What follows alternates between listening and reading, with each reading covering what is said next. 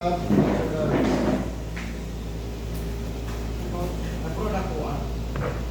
this is going to be the summary of all your experiences. By the way, I'm teaching grade 7 and 8 in consolidation camp for the National Learning Camp. No? Camp.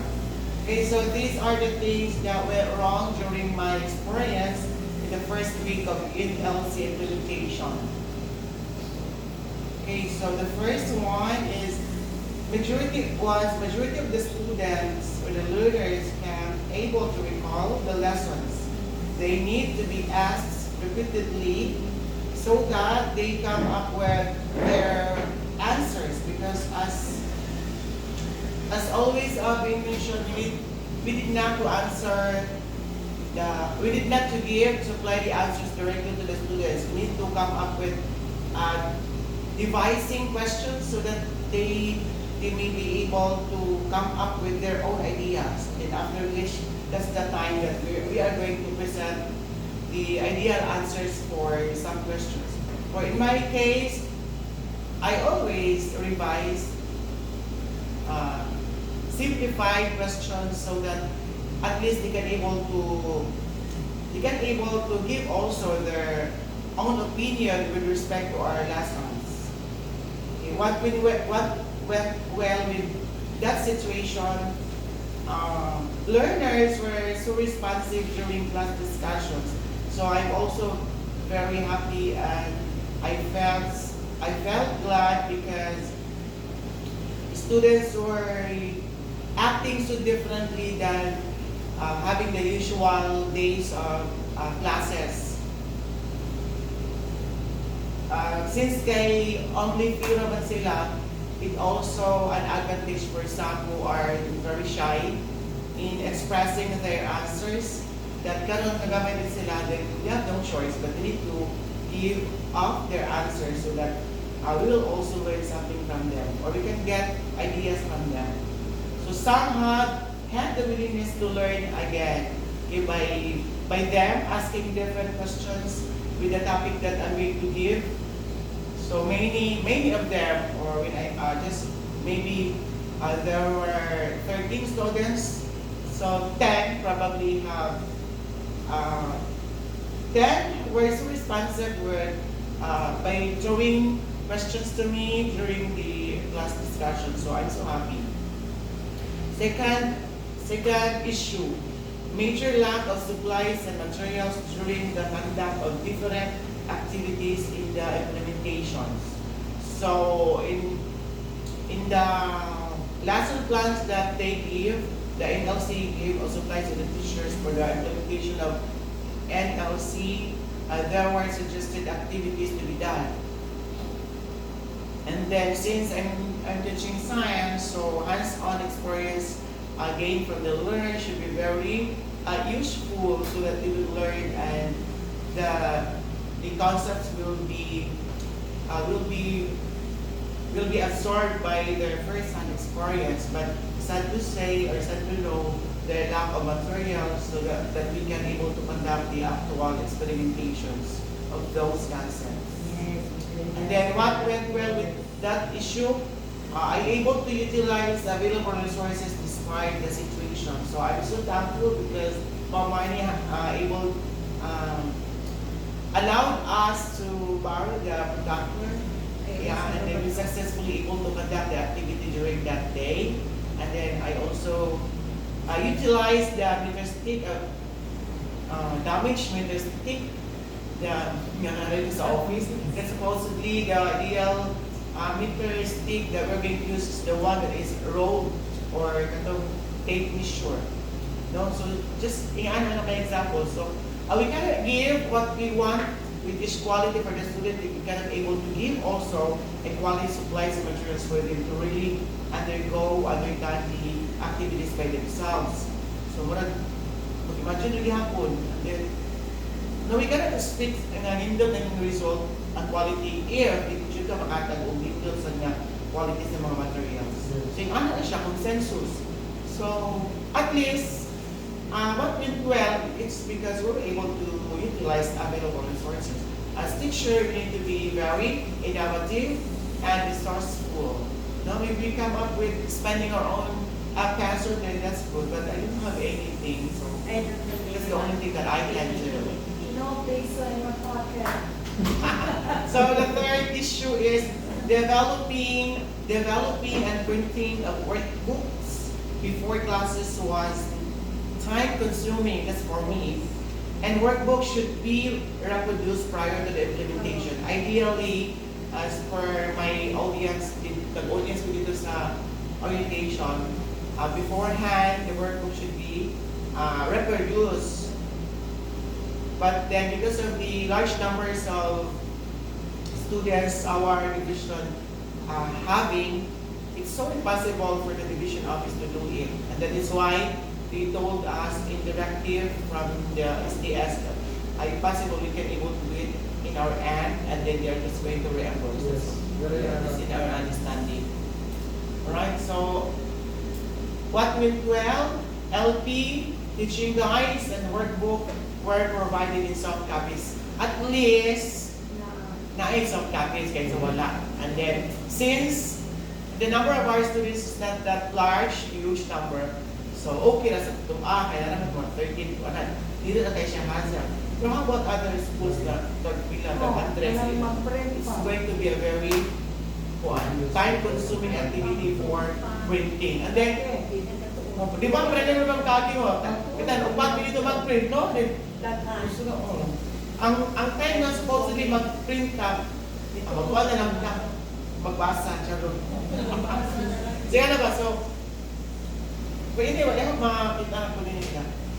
Okay, the fourth issue, the sequencing of activities in the lessons were not applicable and contextualized in our locality. So, we can really understand that the writers are probably coming from urban cities and schools, and that is why they cannot able to really take a grasp into what's happening there in the root, in the grassroots, where in most of the schools in the Philippines, and dili mga rich, no? So I hope they are going to take a look into that as a consideration that the next time that they're going to tap writers, mas maayon siguro mo tax writers that is coming from the small schools. So para mas realistic ang mga siguro examples. Nagsulat mga doctor, mga master's degree. Oo, rin na po dito sa Manila. Talagsa na siguro maghawid ang klase ng mga So dili ito siya. Ang ilang na ang diyan sa una kay sila mga bright man, no? Na ilang. Or mga kadyot na po sila sa teaching. There was an example about kanang ipaburot ang balloon, and the writer talks about helium. What ba helium dili available? Lagi. So the helium na. char. Kupon lang.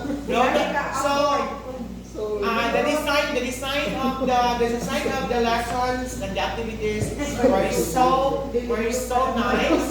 If it is realistic and contextualized. Naka-appreciate ko kung ano sila pagkaman, pero it is very useful sa tuang situation. So I hope next time we can able to tap writers or really coming from mga or rural areas para realistic na example, no? Kayo kung ang nasulat dito daan, kabulo na siya ulit na buto sa mga bibuki. So mas hanay, kaya di ba magulo na so to example, now it takes time for us to think. Not all of the teachers will think the same. Ano yung smart ang teacher na makating din siya can textualize sa example. So whereas kung di-write na siya the answer, it's very easy. It will not give us hassle and more time to analyze.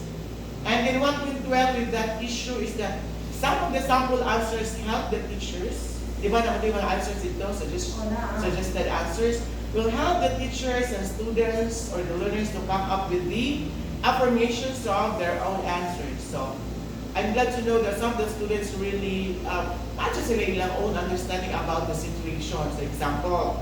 And then, I myself also have my own answers based on my readings. Okay, and then we come up with sitting down into an affirmation with the given examples in the workbook. So nice po siya, na siya answer, although hindi kayo siya yung anak ka comprehensive yung answer. Pero nindot siya kung siya answer. Kaya answer.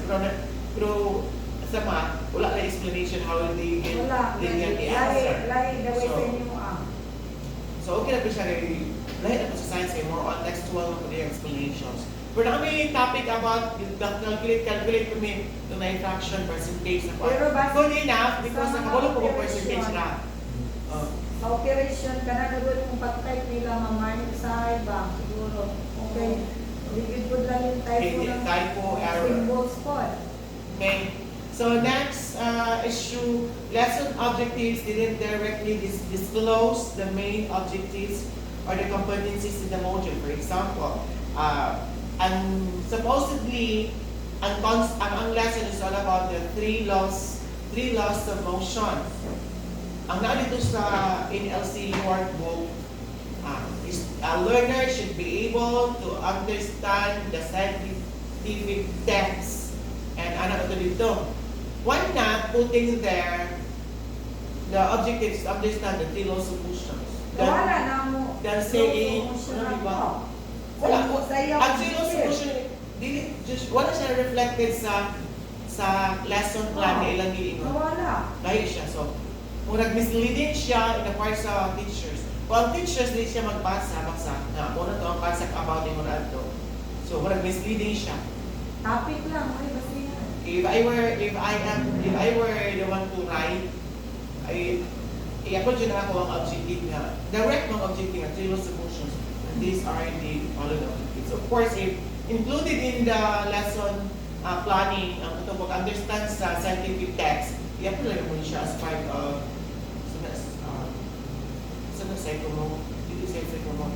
affective domain. Ay, cognitive domain, no? Cognitive understanding. Okay, so as a teacher, what went well? As a teacher, I'm able to devise strategies by restating the lesson objectives to be aligned with the concept. So that's what I did with the students. Nagkama ko lain ka objectives ako. Okay, so next and last issue, NLC suggests games and playful activities, but it is not reflected on the lesson plans given by the NLC workbook. So, paano sila nga?